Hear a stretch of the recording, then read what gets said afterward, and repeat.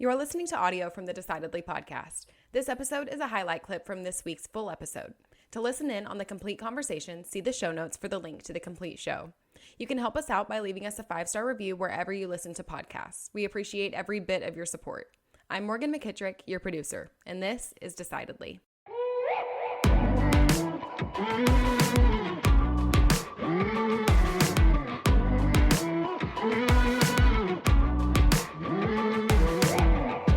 So we need to break that stress cycle again and again, this negative feedback loop of communication of that perceived danger.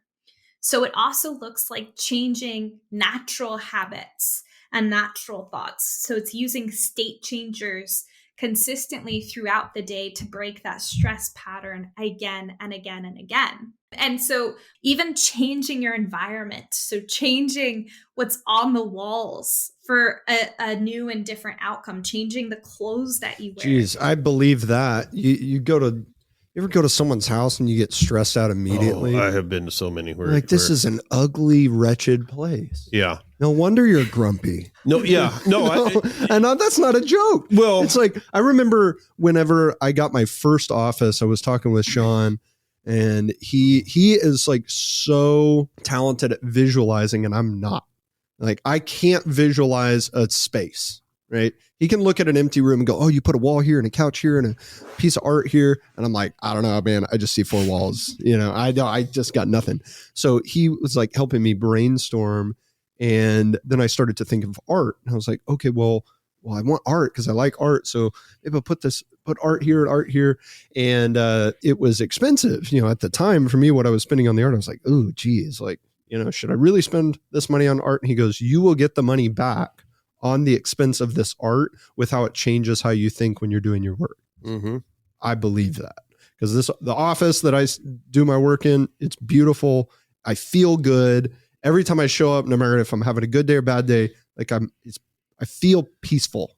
Oh, yeah. When you go to someone's physical space where they spend their time, whether it's their house, their office, you can walk into their space and tell instantly the quality of the decision-making person that they are. You could just tell how they do things, how they decide things. It's funny. I was in an office where we took down a piece of art and it never got replaced. Mm-hmm. And it was indicative of how slowly decisions were made in that environment because a replacement never happened. And so decisions weren't being made. So it was like, there's a cue to you as to how decisions are being made. When I think about this, I think that when this comes to decision-making is that if we can lower our stress levels, if we can visualize the outcome that we're wanting, I think that it comes to a point where you're faced with those decisions take less energy. They create less stress.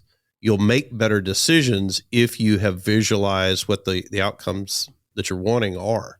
Yeah, a lot of like Olympic athletes visualize their performance. Mm-hmm.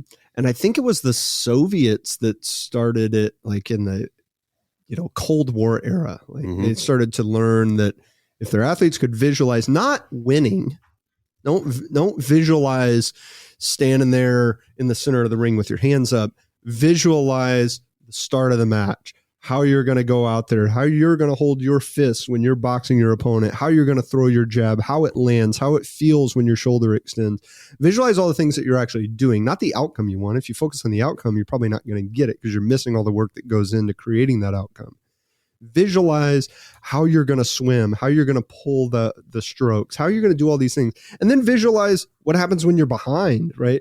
Visualize coming from behind in a race, visualize over getting knocked down and getting back up, and visualize every scenario of good and bad. So when it happens, you are more prepared to react in that moment. And I train a lot of jiu-jitsu.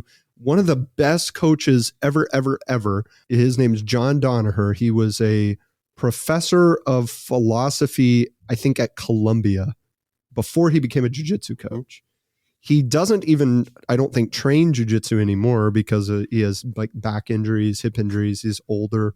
But he trains unquestionably the top team in the world, the number one best team and the number one best athlete named Gordon Ryan, who is unquestionably the best jiu-jitsu athlete ever.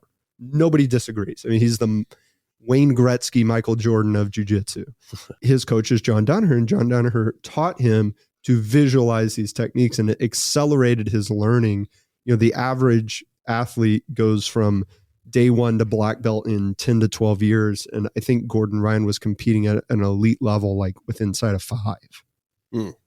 So I'm with you, Lindsay, on visualizing and how that can, train our brain to have physical outcomes that we're looking for. What do you say to people who say, yeah, that works for, training physical movements, but what goes on inside, beneath the skin, with your stomach illness or whatever, your inflammation, your brain's not going to help fix that. There are studies done to show physical changes that result from this brain body and mind body connection. So there's a study done on participants who I believe it was for about 3 months, where people would simply use visualization to think about lifting a weight, training one specific muscle group, so training your biceps.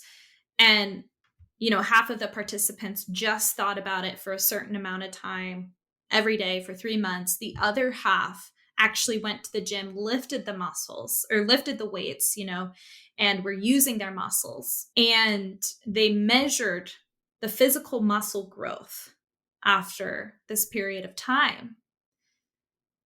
The people who were actually lifting the weights had a 30% muscle growth in the bicep. The people who just used thought had a 15% growth in their muscle, not lifting anything. You're telling me I can save an hour every morning and I can stop going outside and doing pull-ups? If you use that hour for visualization. So okay, that's true. It doesn't save you time. I can't just run it through my head real quick. Yeah. But what? Here's the benefit is you don't have to rest between sets on visualizing the pull-ups.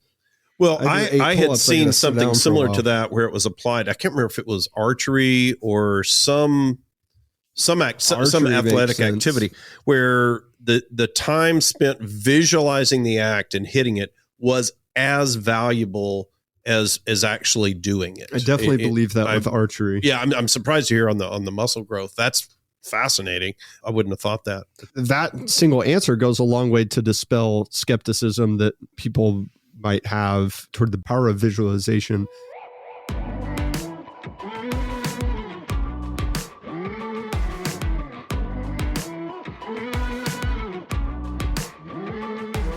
Thanks for making the great decision to listen in to this week's episode highlight. If you want more of what you just heard, see the show notes for the full episode. As always, for the latest decision-making tips, find us on decidedlypodcast.com or on Instagram @decidedlypodcast. And be sure to sign up for our weekly newsletter from the link in the show notes. Don't forget to leave us a 5-star review as well. We read all of your comments, so if you learned some decision-making tips today, let us know. Until next time, this is Decidedly.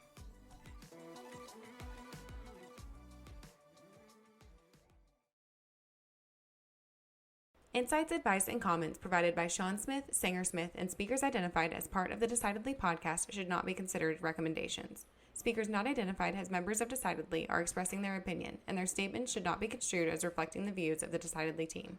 This podcast is produced solely for informational purposes, not personalized advice.